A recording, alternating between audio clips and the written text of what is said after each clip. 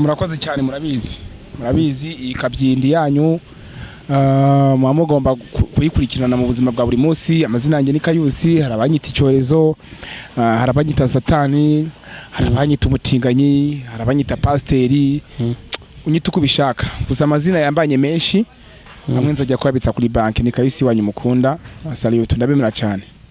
None warakijijwe, wenda reka duhere kuri iriya Kanyusi cyangwa se Kayusi Satani. Oya nta nubwo nitwa Satani. Ese kurekera amazina ubundi yaje kubera iki? Ina ndirimbo naririmbye yitwa Satani Kanyoko, ni indirimbo naririmbye yitwa Satani Kanyoko. Turirimbire gato twumve.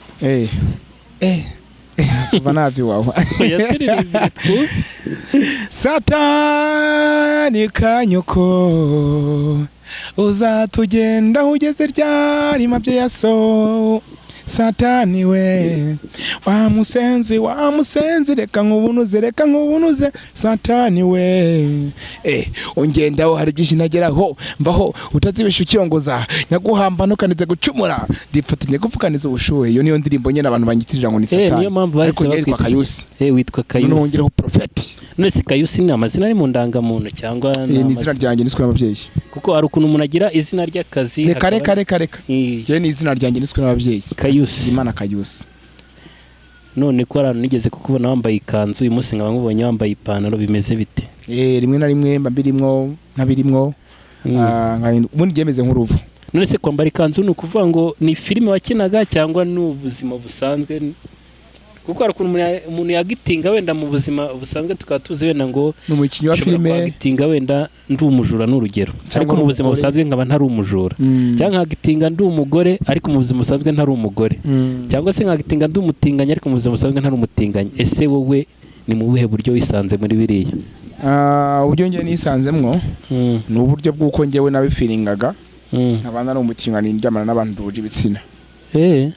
Kuba narambara ikanzu rero, ikanzu ni umwenda nk'indi yose, siko emeze. Nawe wakwambara ikanzu buriya byabaye ngombwa. Uzi ko nibirira bakera babyambaraga, ariko waruzi ko kera nta muntu wambaraga imyenda? Warubizi neza nawe? Oya, urabizi neza nawe nubwo umukirisitu. Nyine narabyumvise ariko nta muntu wambaraga umwenda, kuko ntago yari yakabaye. Rero nambaraga ikanzu, reka ngusubize neza byanyabyo. Kuba njye nambaraga ikanzu nuko nabonaga nyine ikanzu ari umwenda mwiza nyine, ufiringa ungaragaza nyine ko ndi umugore uteruka naterwa. Kugira ngo buri muntu wese aduhuje imitekerereze cyangwa ubuzima anyisangemwo mu buryo nyine bwo kwishimisha nyine tu. None se n'ubura bikomeje cyangwa warabiretse? Urebye ubu ngubu ntabwo navuga ngo ndabikomeje cyangwa narabiretse, tube turekeye aho. None se ubundi mu buzima busanzwe ni nderoro modo wawe? Ni nderoro modo wawe mu bintu ukora cyangwa se? Nta roro modo ngira kuko ngewe njya ubanye n'umuhanzi, ndi umuteroriste, ndi umufluencer, ndi mu content creator, ndi umupranker ukomeye cyane hano mu Rwanda ndigizera. Nta muntu ngewe ngira w'umuroro modo, ahubwo bo bwabo bakugire roro modo wabo, bo bwabo nibo banyifuza bakaba mu byifuzo byabo, nkabahingira dusha n'ubisha twose. Bo nicyo wabwira mu gikoni muramango dusha turenze cyane. Okay, nicyo wabwira abanyarwanda noneho? Cyo nabwira abanyarwanda bakomeze babikande cyangwa babyihorere, niba tarabikandi bari zabikanda. Ndabizi ko abantu barwanya umuntu utera imbere, sibyo? Nk'ubu ngubu hari ikigabo kiri kuvuga ati wewe ngo uraje ngo dore cya kigabo kiraje, none se utaza wamutiye amaguru suza. Inama nagira abanyarwanda nuko bakomeza bakatuba hafi, bakadukunda mu bindi byiza. Yego, nicyo kizatwemeza ko ari inshuti zacu zanyazo. Sawa rero, Imana igumugisha. Wakoze kuza. Thank you. Kandi tukwifurije gukizwa ugakomera ukazajya mu mbaraga n'amavuta. Respect you, Imana ibahumugisha kabisa.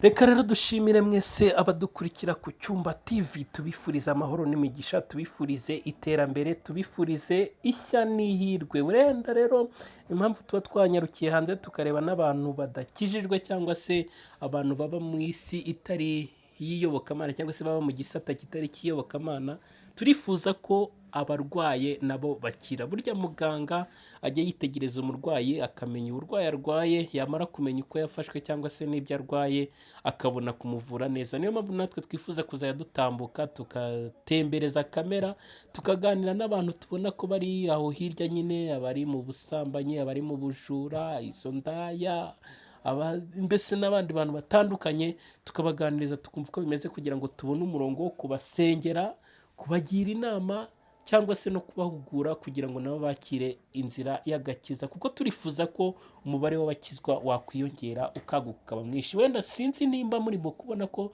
twaba tubikora mu nzira nziza, ariko umusanzu wanyu urakenewe. Mushobora kwandika muri komenti mukatubwira muti wenda turabona mwebwe mugikwiye kuzajya mubikora gutya. Ni ukuri twemera guhugurwa, twemera kugirwa inama kugira ngo tubashe gukora byinshi byiza, ariko nanone tubeho dushimwa n'Imana n'abantu, kandi ikiruta byose tuzagire iherezo ryiza ry'abakiranutsi. Nimba uri mushyashya, kora subscribe, ukore share, ukore like, ubundi unaduhe comment y'uko ubona ibintu bikwiye kuzajya bigenda. Murakoze, turabakunda, tubifuriza ibyiza, imbaraga n'amavuta. Uwiteka akomeze kubahira muri byose. Iyi ni Icyumba TV.